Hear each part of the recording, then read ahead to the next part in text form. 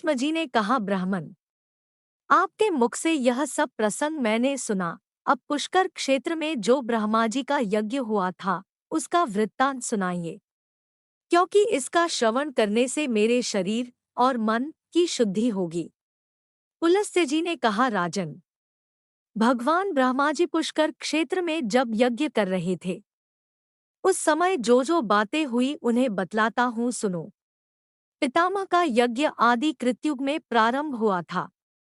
उस समय मरीचि, अंगिरा, मैं, कुलह, ऋतु और प्रजापति दक्ष ने ब्रह्मा जी के पास जाकर उनके चरणों में मस्तक झुकाया। धाता, अर्यमा, सविता, वरुण, अंश, भग, इंद्र, विवस्वान, पूषा, त्वष्टा, मित्र और पर्जन्य आदि 12 आदित्य भी वहां उपस्थित हो अपने जाज्वल्यमान तेज से प्रकाशित हो रहे थे। इन देवेश्वरों ने भी पितामह को प्रणाम किया। मृगव्याध, शर्व, महायशस्वी निरृति, अजैकपाद, अहिर्बुधन्य, पिनाकी, अपराजित, विश्वेश्वर भव, कपर्दी, स्थाणु और भगवान भग, ये 11 रुद्र भी उस यज्ञ में उपस्थित थे। दोनों अश्विनी कुमार, 8 वसु, महाबली मरुदगण, विश्वेदेव और साध्य नामक देवता ब्रह्मा जी के सम्मुख हाथ जोड़कर खड़े थे। शेष जी के वंशज वासुकी आदि बड़े बड़े नाग भी विद्यमान थे। तार्क्ष, अरिष्टनेमि, महाबली गरुड़, वारुणी तथा आरुणीय सभी विंता कुमार वहां पधारे थे। लोकपालक भगवान श्रीनारायण ने वहां स्वयं पदार्पण किया और समस्त महर्षियों के साथ लोकगुरु ब्रह्मा जी से कहा, जगतपते, तुम्हारे ही द्वारा इस संपूर्ण संसार का विस्तार हुआ है।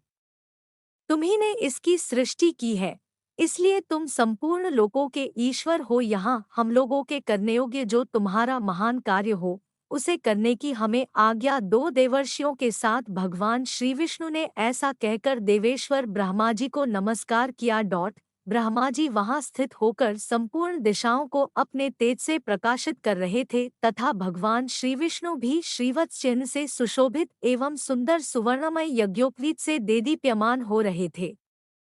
उनका एक एक रोम परम पवित्र है, वे सर्वसमर्थ है। उनका वक्षस्थल विशाल तथा श्रीविग्रह संपूर्ण तेजों का पुंज जान पड़ता है।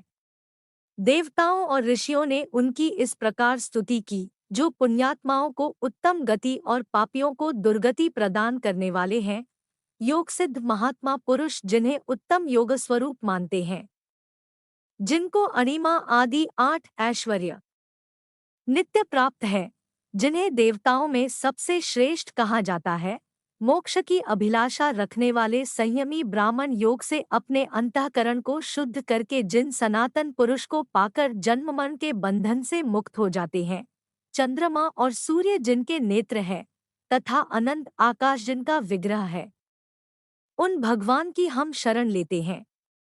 जो भगवान संपूर्ण भूतों की उत्पत्ति और वृद्धि करने वाले हैं, जो ऋषियों और लोकों के सृष्टा तथा देवताओं के ईश्वर हैं, जिन्होंने देवताओं का प्रिय और समस्त जगत का पालन करने के लिए चिरकाल से पितरों को कव्य तथा देवताओं को उत्तम हविष्य अर्पण करने का नियम प्रवर्तित किया हो, उन देवश्रेष्ठ परमेश्वर को हम सादर प्रणाम करते हैं। तदंतर वृद्ध एवं बुद्धिमान देवता भगवान श्री ब्रह्मा जी यज्ञशाला में लोकपालक श्री विष्णु भगवान के साथ बैठकर शोभा पाने लगे। वह यज्ञ मंडप धन आदि सामग्रियों और ऋत्विजों से भरा था। परम प्रभावशाली भगवान श्री विष्णु धनुष हाथ में लेकर सब ओर से उसकी रक्षा कर रहे थे। दैत्य और दानवों के सरदार तथा राक्षसों के समुदाय भी वहां उपस्थित थे। यज्ञ विद्या, वेद विद्या तथा पद और क्रम का ज्ञान रखने वाले महर्षियों के वेदघोष से सारी सभा गूंज उठी। यज्ञ में स्तुतिकर्म के जानकार, शिक्षा के ज्ञाता, शब्दों की व्युत्पत्ति एवं अर्थ का ज्ञान रखने वाले और मीमांसा के युक्तियुक्त वाक्यों को समझने वाले विद्वानों के उच्चारण किए हुए शब्द सबको सुनाई देने लगे। इतिहास और पुराणों के ज्ञाता, नाना प्रकार के विज्ञान को जानते हुए भी मौन रहने वाले, संयमी तथा उत्तम व्रतों का पालन करने वाले विद्वानों ने वहां उपस्थित होकर जप और होम में लगे हुए मुख्य मुख्य ब्राह्मणों को देखा। देवता और असुरों के गुरु लोक पितामह ब्रह्मा जी उस यज्ञ भूमि में विराजमान थे। सुर और असुर दोनों ही उनकी सेवा में खड़े थे। प्रजापतिगण दक्ष, वशिष्ठ, पुलह, मरीचि, अंगिरा, भृगु, अत्रि, गौतम तथा नारदे सब लोग यहाँ भगवान ब्रह्मा जी को उपासना करते थे। आकाश, वायु, तेज, जल, पृथ्वी, शब्द, स्पर्श, रूप, रस, गंध, ऋग्वेद, यजुर्वेद, सामवेद, अथर्ववेद, व्याकरण, छंद शास्त्र, निरुंग, कल्प, शिक्षा, आयुर्वेद, धनुर्वेद, मीमांसा, गणित, गजविद्या, अश्वविद्या और इतिहास, इन सभी अंगोपांगों से विभूषित संपूर्ण वेद भी मूर्तिमान होकर ओंकारयुक्त महात्मा ब्रह्मा जी की उपासना करते थे। नए, क्रतु, संकल्प, प्राण तथा अर्थ, धर्म, काम, हर्ष, शुक्र, बृहस्पति, संवर्त, बुध, शनैश्चर, राहु, समस्त ग्रह, मरुदगण, विश्वकर्मा, पितृगण, सूर्य तथा चंद्रमा भी उद्याजी की सेवा में उपस्थित थे। दुर्गम कष्ट से तारने वाली गायत्री, समस्त वेदशास्त्र, यमनियम, संपूर्ण अक्षर, लक्षण, भाष्य तथा सब शास्त्र देह धारण करके वहां विद्यमान थे। क्षण, लव, मुहूर्त, दिन, रात्रि, पक्ष, मास और संपूर्ण ऋतुएं अर्थात इनके देवता महात्मा ब्रह्मा जी की उपासना करते थे। इनके सिवा अन्यान्य श्रेष्ठ देवियाँ हरि, कीर्ति, द्युति, प्रभा, धृति, क्षमा, भूति, नीति, विद्या, मति, श्रुति, स्मृति, कांति, शांति, पुष्टि, क्रिया, नाचगान में कुशल समस्त दिव्य अप्सराएं तथा संपूर्ण देव माताएं भी ब्रह्मा जी की सेवा में उपस्थित थी। विप्रचित्ति, शिबी, शंकु, केतुमान, प्रहमद, बलि, कुंभ, संहाद, अनुहाद, वृषपर्वा, नमुचि, शंबर, इंद्रतापन, वातापी, केशी, राहु और वृत्र ये तथा और भी बहुत से दानव, जिन्हें अपने बल पर गर्व था, ब्रह्मा जी की उपासना करते हुए इस प्रकार बोले। दानवों ने कहा, भगवन, आपने ही हम लोगों की सृष्टि की है, हमें तीनों लोकों का राज्य दिया है तथा देवताओं से अधिक बलवान बनाया है। पितामह, आपके इस यज्ञ में हम लोग कौन सा कार्य करें? हम स्वयं ही कर्तव्य का निर्णय करने में समर्थ हैं। अदिति के गर्भ से पैदा हुए इन बेचारे देवताओं से क्या काम होगा? ये तो सदा हमारे द्वारा मारे जाते और अपमानित होते रहते हैं। फिर भी आप तो हम सबके ही पितामह हैं। आत देवताओं को भी साथ लेकर यज्ञ पूर्ण कीजिए। यज्ञ समाप्त होने पर राज्यलक्ष्मी के विषय हमारा देवताओं के साथ फिर विरोध होगा, इसमें तनिक भी संदेह नहीं है। किंतु इस समय हम चुपचाप इस यज्ञ को देखेंगे, देवताओं के साथ युद्ध नहीं जहेंगे। पुलस्त्य जी कहते हैं, दानवों के ये गर्वयुक्त वचन सुनकर इंद्रसित महायशस्वी भगवान श्री विष्णु ने शंकर जी से कहा। भगवान श्री विष्णु बोले, प्रभो, पितामह के यक्ष प्रधान प्रधान दानव आए हैं। ब्रह्मा जी ने इनको भी इस यज्ञ में आमंत्रित किया है। ये सब लोग इसमें विघ्न डालने का प्रयत्न कर रहे हैं, परंतु जब तक यज्ञ समाप्त न हो जाए तब तक हम लोग को क्षमा करना चाहिए। इस यज्ञ के समाप्त हो जाने पर देवताओं को दानवों के साथ युद्ध करना होगा। उस समय आपको ऐसा न करना चाहिए जिससे पृथ्वी पर से दानवों का नामोनिशान मिट जाए। आपको मेरे साथ रहकर इंद्र की विजय के लिए प्रयत्न करना उचित है। इन दानवों का धन लेकर राहगीरों, ब्राह्मणों तथा दोहखी मनुष्यों बांट दे। भगवान श्री विष्णु की यह बात सुनकर ब्रह्मा जी ने कहा, भगवन, आपकी बात सुनकर ये दानव कुपित हो सकते हैं, किंतु इस समय इन्हें क्रोध दिलाना आपको भी अभीष्ट न होगा। आता रुद्र एवं अन्य देवताओं के साथ आपको क्षमा करना चाहिए। सत्ययुग के अंत में जब यह यज्ञ समाप्त हो जाएगा, उस समय मैं आप लोगों को तथा इन दानवों को विदा कर दूंगा। उसी समय आप सब लोग संधि या विग्रह जो उचित हो कीजिएगा। पुलस्त्य जी कहते हैं, तदंतर भगवान ब्रह्मा जी ने पुनः उन दानवों से कहा, तुम्हें देवताओं के साथ किसी प्रकार विरोध नहीं करना चाहिए।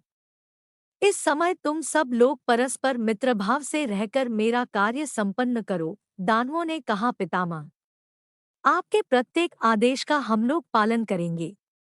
देवता हमारे छोटे भाई है, अतः उन्हें हमारी ओर से कोई भय नहीं है। दानवों की यह बात सुनकर ब्रह्मा जी को बड़ा संतोष हुआ। थोड़ी ही देर बाद उनके यज्ञ का वृत्तांत सुनकर ऋषियों का एक समुदाय आ पहुंचा। भगवान श्री विष्णु ने उनका पूजन किया। पिनाकधारी महादेव जी ने उन्हें आसन दिया तथा ब्रह्मा जी की आज्ञा से वशिष्ठ जी ने उन सबको अर्घ्य निवेदित करके उनका कुशल क्षेम पूछा और पुष्कर क्षेत्र में उन्हें निवास स्थान देकर कहा, आप लोग आराम से यहीं रहें। तत्पश्चात जटा और मृगचर्म धारण करने वाले वे समस्त महर्षि ब्रह्मा जी की यज्ञसभा को सुशोभित करने लगे। उनमें कुछ महात्मा वालखिल्य थे तथा कुछ लोग संप्रख्यान, एक समय के लिए ही अन्न ग्रहण करने वाले अथवा तत्व का विचार करने वाले थे। वे नाना प्रकार के नियमों में संलग्न तथा वेदी पर शयन करने वाले थे। उन सभी तपस्वियों ने पुष्कर के जल में जो ही अपना मुंह देखा, उसी क्षण वे अत्यंत रूपवान हो गए। फिर एक दूसरे की ओर देखकर सोचने लगे, यह कैसी बात है। इस तीर्थ में मोह का प्रतिबिंब देखने से सबका सुंदर रूप हो गया। ऐसा विचार कर तपस्वियों ने उसका नाम मुखदर्शन तीर्थ रख दिया। तत्पश्चात वे नहाकर अपने अपने नियमों में लग गए। उनके गुणों की कहीं उपमा नहीं थी। नरश्रेष्ठ, वे सभी वनवासी मुनि वहां रहकर अत्यंत शोभा पाने लगे। उन्होंने अग्निहोत्र करके नाना प्रकार की क्रियाएं संपन्न की। तपस्या से उनके पाप भस्म हो चुके थे। वे सोचने लगे कि यह सरोवर सबसे श्रेष्ठ है। ऐसा विचार करके उन द्विजातियों ने उस सरोवर का श्रेष्ठ पुष्कर नाम रखा। तदंतर ब्राह्मणों को दान के रूप में नाना प्रकार के पात्र देने के पश्चात वे सभी द्विज वहां प्राची सरस्वती का नाम सुनकर उसमें स्नान करने की इच्छा से गए। तीर्थों में श्रेष्ठ सरस्वती के तट पर बहुत से दिन निवास करते थे। नाना प्रकार के वृक्ष उस स्थान की शोभा बढ़ा रहे थे। वह तीर्थ सभी प्राणियों को मनोरम जान पड़ता था। अनेकों ऋषिमुनि उसका सेवन करते थे। उन ऋषियों से कोई वायु पीकर रहने वाले थे और कोई जल पीकर, कुछ लोग फलाहारी थे और कुछ केवल पत्ते चबाकर रहने वाले थे। सरस्वती के तट पर महर्षियों के स्वाध्याय का शब्द गूंजता रहता था। मृगों के सैकड़ों झुंड वहां विचरा करते थे। अहिंसक तथा धर्मप्रायण महात्माओं से उस तीर्थ की अधिक शोभा हो रही थी। पुष्कर तीर्थ में सरस्वती नदी सुप्रभा, कांचना, प्राची, नंदा और विशाला नाम से प्रसिद्ध 5 धाराओं में प्रवाहित होती है। भूतल पर कौमन ब्राजी को सभाएं उनके विस्तृत यज्ञमंडप में जब द्विजातियों का शुभागमन हो गया। देवतालोक पुण्याहवाचन तथा नाना प्रकार के नियमों का पालन करते हुए जब यह कार्य संपादन में लग गए और पितामह बाजी पल की दीक्षा ले चुके, उस समय संपूर्ण भोगों की समृद्धि से युक्त यज्ञ के द्वारा भगवान का यजन आरंभ हुआ। राजेंद्र, उस यज्ञ में द्विजातियों के पास उनकी मनचाही वस्तुएं अपने आप उपस्थित हो जाती थी। धर्म और अर्थ के साधन में प्रवीण पुरुष भी स्मरण करते ही वहां आ जाते थे। देव गंधर्व गान करने लगे, अप्सराएं नाचने लगी, दिव्य बाजे बज उठे। उस यज्ञ की समृद्धि से देवता भी संतुष्ट हो गए। मनुष्यों को तो वहां का वैभव देखकर बड़ा ही विस्मय हुआ। पुष्कर तीर्थ में जब इस प्रकार ब्रह्मा जी का यज्ञ होने लगा, उस समय ऋषियों ने संतुष्ट होकर सरस्वती का सुप्रभा नाम से आवाहन किया। पितामह का सम्मान करती हुई वैक्षालिनी सरस्वती नदी को उपस्थित देखकर मुनियों को बड़ी प्रसन्नता हुई। इस प्रकार नदियों में श्रेष्ठ सरस्वती ब्रह्मा जी की सेवा तथा मनीषी मुनियों की प्रसन्नता के लिए ही पुष्कर तीर्थ में प्रकट हुई थी। जो मनुष्य सरस्वती के उत्तर तट पर अपने शरीर का परित्याग करता है तथा प्राची सरस्वती के तट पर जप करता है, वह पुनः जन्म मृत्यु को नहीं प्राप्त होता। सरस्वती के जल में डुबकी लगाने वाले को अश्वमेध यज्ञ का पूरा पूरा फल मिलता है।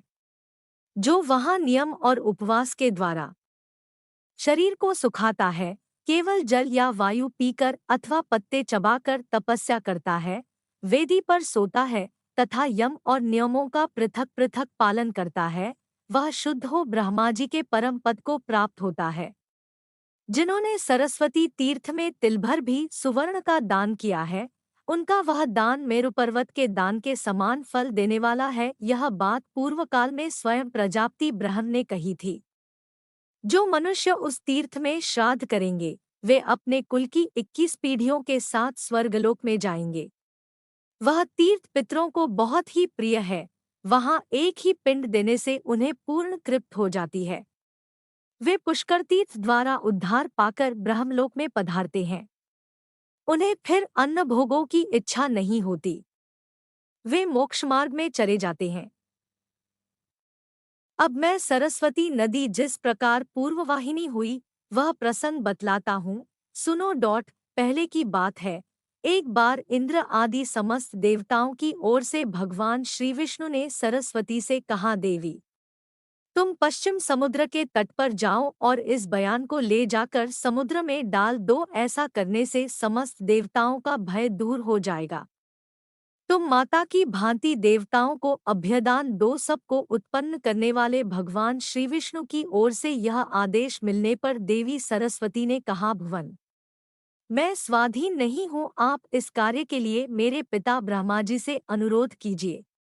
पिताजी की आज्ञा के बिना मैं एक पग भी कहीं नहीं जा सकती। सरस्वती का अभिप्राय जानकर देवताओं ने ब्रह्मा जी से कहा, पितामह आपकी कुमारी कन्या सरस्वती बड़ी साध्वी है, उसमें किसी प्रकार का दोष नहीं देखा गया है। आता उसे छोड़कर दूसरा कोई नहीं है जो बडवानल को से जा सके। पुलस्त्य जी कहते हैं, देवताओं की बात सुनकर ब्रह्मा जी ने सरस्वती को बुलाया और उसे गोद में लेकर उसका मस्तक सूंघा। फिर बड़े स्नेह के साथ कहा, बेटी तुम मेरी और इन समस्त देवताओं की रक्षा करो।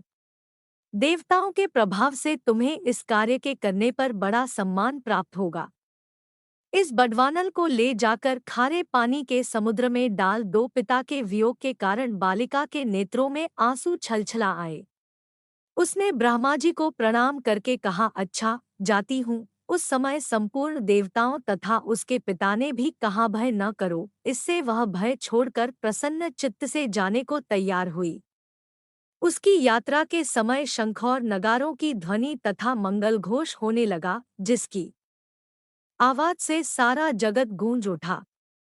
सरस्वती अपने तेज से सर्वत्र प्रकाश फैलाती हुई चली। उस समय गंगाजी उसके पीछे हो ली। तब सरस्वती ने कहा, सखी तुम कहाँ आती हो? मैं फिर तुमसे मिलूंगी। सरस्वती के ऐसा कहने पर गंगा ने मधुर वाणी में कहा, शुभे अब तो तुम जब पूर्व दिशा में आओगी तभी मुझे देख सकोगी। देवताओं सहित तुम्हारा दर्शन तभी मेरे लिए सुलभ हो सकेगा। यह सुनकर सरस्वती ने कहा, शुचिस्मिते तब तुम भी उत्तराभिमुखी होकर शोक का परित्याग कर देना। गंगा बोली, सखी मैं उत्तराभिमुखी होने पर अधिक पवित्र मानी जाऊंगी और तुम पूर्वाभिमुखी होने पर उत्तरवाहिनी गंगा और पूर्ववाहिनी सरस्वती में जो मनुष्य श्राद्ध और दान करेंगे वे तीनों ऋणों से मुक्त होकर मोक्ष मार्ग का आश्रय लेंगे। इसमें कोई अन्यथा विचार करने की आवश्यकता नहीं है। इस पर वह सरस्वती नदी रूप में परिणत हो गई। देवताओं के देखते देखते एक पाकर के वृक्ष की जड़ से प्रकट हुई। वह वृक्ष भगवान विष्णु का स्वरूप है। संपूर्ण देवताओं ने उसकी वंदना की है। उसकी अनेकों शाखाएं सब ओर फैली हुई हैं। वह दूसरे ब्रह्मा जी की भांति शोभा पाता है। यद्यपि उस वृक्ष में एक भी फूल नहीं है, तो भी वह डालियों पर बैठे हुए शुक आदि पक्षियों के कारण फूलों से लदा सा जान पड़ता है। सरस्वती ने उस पाकर के समीप स्थित होकर एक देवाधिदेव विष्णु से कहा, भगवन मुझे बडवाग्नि समर्पित कीजिए, मैं आपकी आज्ञा का पालन करूंगी।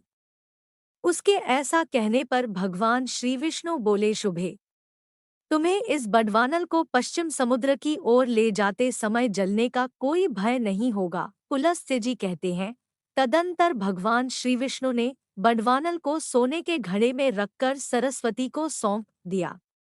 उसने उस घड़े को अपने उदर में रखकर पश्चिम की ओर प्रस्थान किया। अदृश्य गति से चलती हुई वह महानदी पुष्कर में पहुंची और ब्रह्मा जी ने जिन जिन कुंडों में हवन किया था उन सबको जल से आप्लावित करके प्रकट हुई। इस प्रकार पुष्कर क्षेत्र में परम पवित्र सरस्वती नदी का प्रादुर्भाव हुआ। जगत को जीवनदान देने वाली वायु ने भी उसका जल लेकर वहां के सब तीर्थों में डाल दिया। उस पुण्य क्षेत्र में पहुंचकर पुण्यश्लीला सरस्वती मनुष्यों के पापों का नाश करने के लिए स्थित हो गई। जो पुण्यात्मा मनुष्य पुष्कर तीर्थ में विद्यमान सरस्वती का दर्शन करते हैं, वे नारकी जीवों की अधोक्ति का अनुभव नहीं करते। जो मनुष्य उसमें भक्तिभाव के साथ स्नान करते हैं, वे ब्रह्मलोक में पहुंचकर ब्रह्मा जी के साथ आनंद का अनुभव करते हैं। जो मनुष्य ज्येष्ठ पुष्कर में स्नान करके पितरों का तर्पण करता है, वह उन सब का नरक से उद्धार कर देता है तथा स्वयं उसका भी चित्त शुद्ध हो जाता है।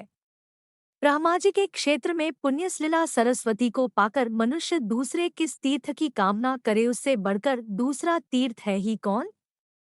संपूर्ण तीर्थों में स्नान करने से जो फल प्राप्त होता है, वह सब का सब ज्येष्ठ पुष्कर में एक बार डुबकी लगाने से मिल जाता है।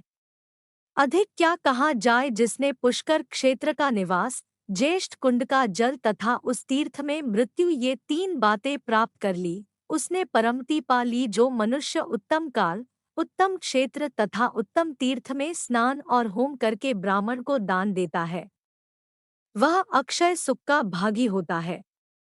कार्तिक और वैशाख के शुक्ल पक्ष में तथा चंद्रमा और सूर्य ग्रहण के समय स्नान करने योग्य कुरुजांगल देश में जितने क्षेत्र और तीर्थ मुनीश्वरों द्वारा बताए गए हैं, उन सब में यह पुष्कर तीर्थ अधिक पवित्र है, ऐसा ब्रह्मा जी ने कहा है। जो पुरुष कार्तिक की पूर्णिमा को मध्यम कुंड, मध्यम पुष्कर में स्नान करके ब्राह्मण को धन देता है, उसे अश्वमेध यज्ञ का फल मिलता है। इसी प्रकार कनिष्ठ कुंड, अंत्य पुष्कर में एकाग्रतापूर्वक स्नान करके जो ब्राह्मण को उत्तम अगहनी का चावल दान करता है, वह अग्निलोक में जाता है तथा वहां 21 पीढ़ियों के साथरकर श्रेष्ठ फल का उपभोग करता है। इसलिए पुरुष को उचित है कि वह पूरा प्रयत्न करके पुष्कर तीर्थ की प्राप्ति के लिए वहां की यात्रा करने के लिए अपना विचार स्थिर करे। मति, स्मृति, प्रज्ञा, मेधा, बुद्धि और शुभ वाणी, ये 6 सरस्वती के पर्याय बतलाए गए हैं।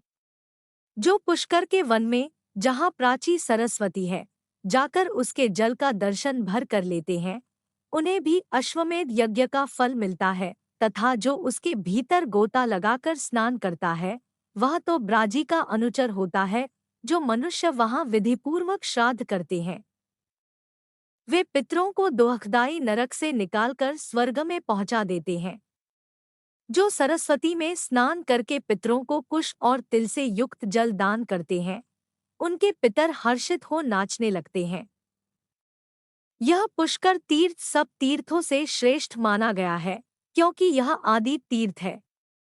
इसीलिए इस पृथ्वी पर यह समस्त तीर्थों में विख्यात है। यह मानव धर्म और मोक्ष को क्रीड़ास्थली है, निधि है। सरस्वती से युक्त होने के कारण इसकी महिमा और भी बढ़ गई है। जो लोग पुष्कर तीर्थ में सरस्वती नदी का जल पीते हैं, वे ब्रह्मा और महादेव जी के द्वारा प्रशंसित अक्षय लोकों को प्राप्त होते हैं।